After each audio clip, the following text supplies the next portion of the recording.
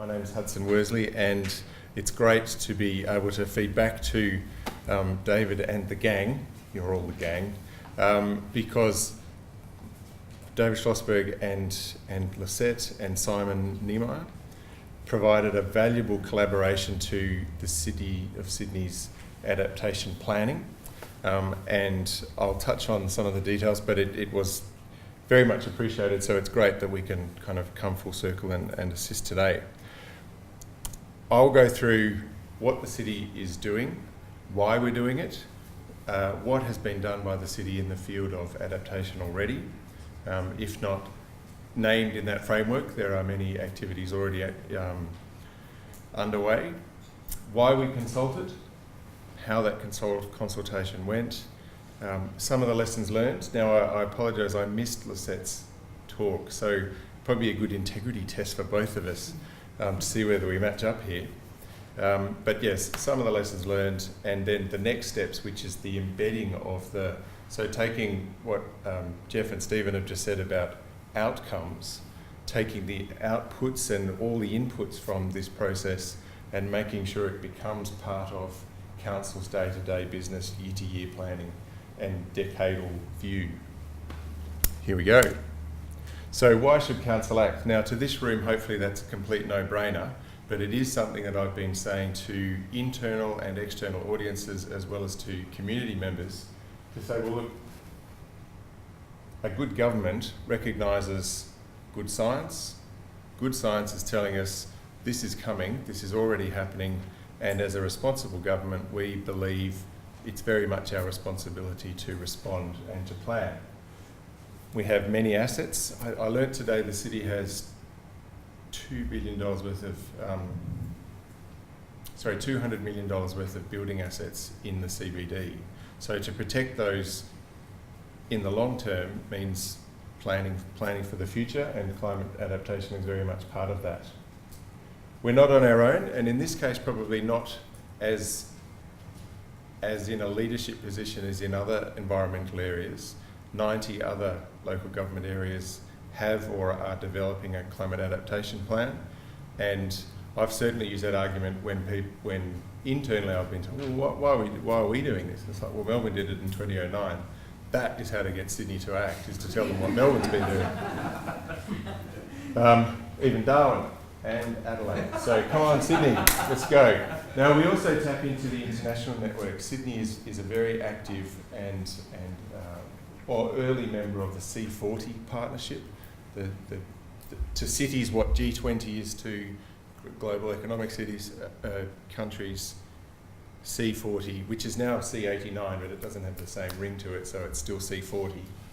New York, Copenhagen, London and Singapore, so different cultures, different continents, they're all onto this. So come on Sydney, that's why we're doing it. But we're already doing quite a lot actually. The Decentralised Water Master Plan, I sit next to the woman who runs that, and she is forever talking green infrastructure, talking water recycling, stormwater harvesting, battling away with Sydney Water to work out how to better look at water cycle management rather than just potable water for, well, everything and then send it down the pipe.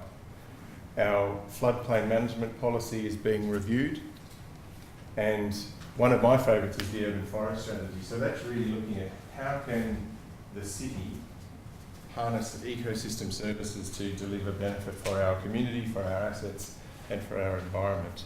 And that's something I'm really trying to build into the adaptation plan, is to say, well, beyond just water-sensitive urban design and things that council are starting to consider as normal, what can enlarged canopy do for urban heat island effect, and so on. So 3 things, all going on in different parts of council, not under the framework of adaptation, but very much contributing to a resilient council. I don't like to read in presentations, but now I will, because from a practitioner's point of view, what are the challenges council faces? So there we are, in the broader Sydney area, our neighbouring councils, our suburbs. Let me read you some statistics to get a handle on what it means for a council to take on the adaptation challenge. So we work with multiple agencies. Like everybody else, the future is uncertain. We work with our New South Wales colleagues, we work with federal colleagues. We have to address resident, business, cultural, tourism, infrastructure needs, and so on. We cover 26 square kilometres, including 33 suburbs, 183,000 residents. Now that's actually a pretty small number, but the population density of the city is about 7,000 people per square kilometre. Compare that to Parramatta, which has 2,900 per square kilometre, or our colleagues in the Sutherland Shire have 630 people per square kilometre. So they're really packed in Sydney. We have nearly 500,000 visitors a day, and on average in 2012, slightly old number, but in 2012 about 450,000 people worked in the city every day. We have over 4.5 million hotel stays a year, and 60% of all hotel rooms in the metropolitan area are in our local government area. There are nearly 20,000 businesses in the City of Sydney. 25% of the New South Wales economy and 8% of the national economy takes place in this footprint. And it's growing. To many people that's a great thing, but for me it's a fact. It is growing. Employment has increased by 17% since 2006. The number of businesses has increased by 13% in that time.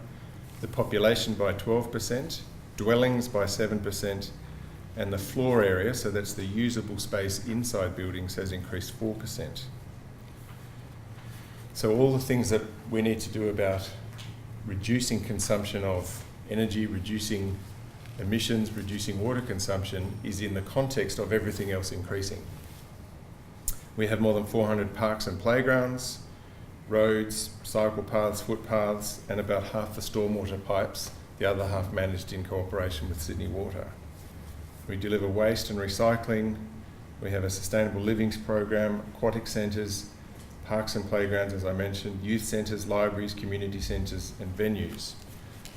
I'm only going through this list to give it a feel of, well, what does adaptation mean on the ground? It means all of those services we now need to factor in, and all of those assets and all that infrastructure has to come under, well, what do we do with this stuff? And it's not all up to us. Around this area, we have to coordinate with the Sydney Harbour Foreshore Authority, Transport for Sydney, the Sydney Ports Corporation, Centennial and Moore Park Trust, Botanic Gardens and Domain Trust, the Commonwealth Department of Defence, Redfern Waterloo Authority, and Barangaroo Development Authority.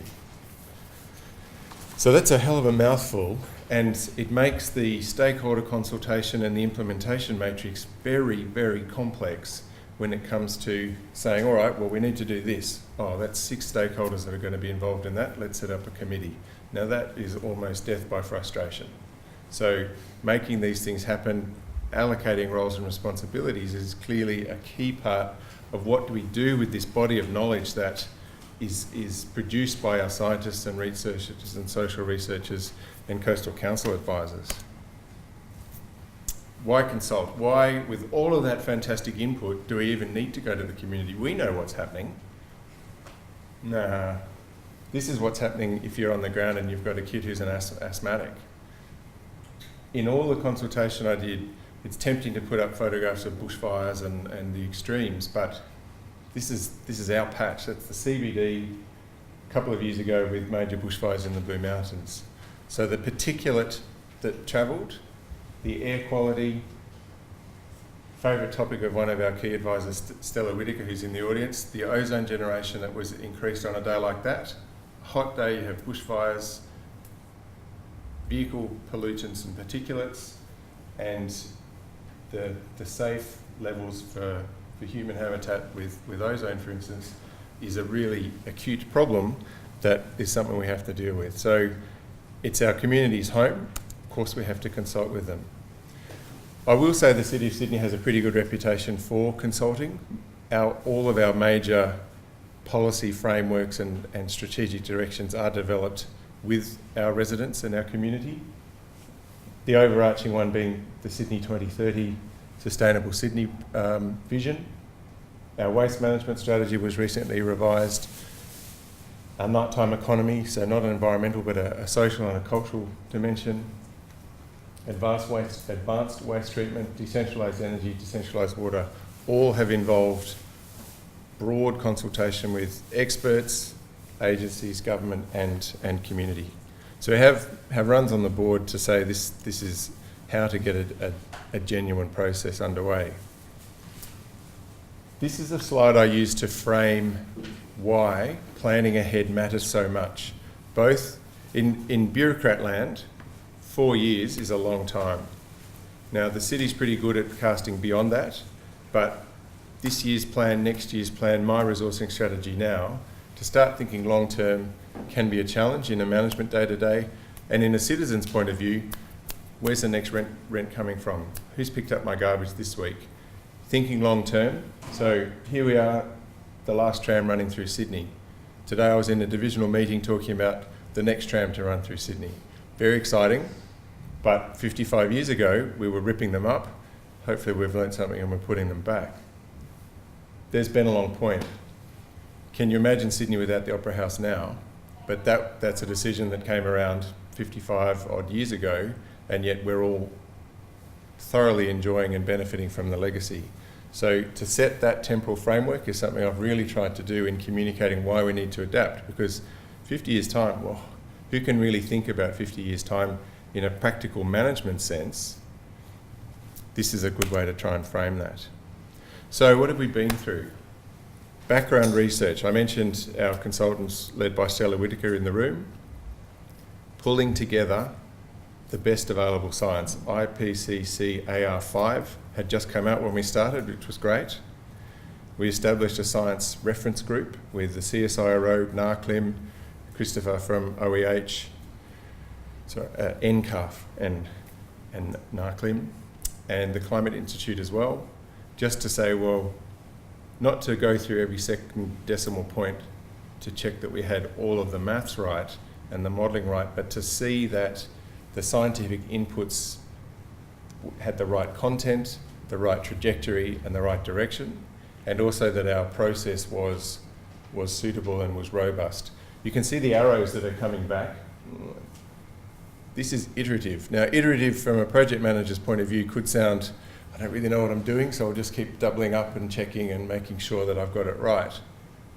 Wriggle room and weasel words aside, it's absolutely vital in adaptation that you are iterative, because you learn new things all the time, have to refer back to the baseline science or go back and find more science to dig further into a risk that you've identified through talking with asset owners, stakeholders and other agencies.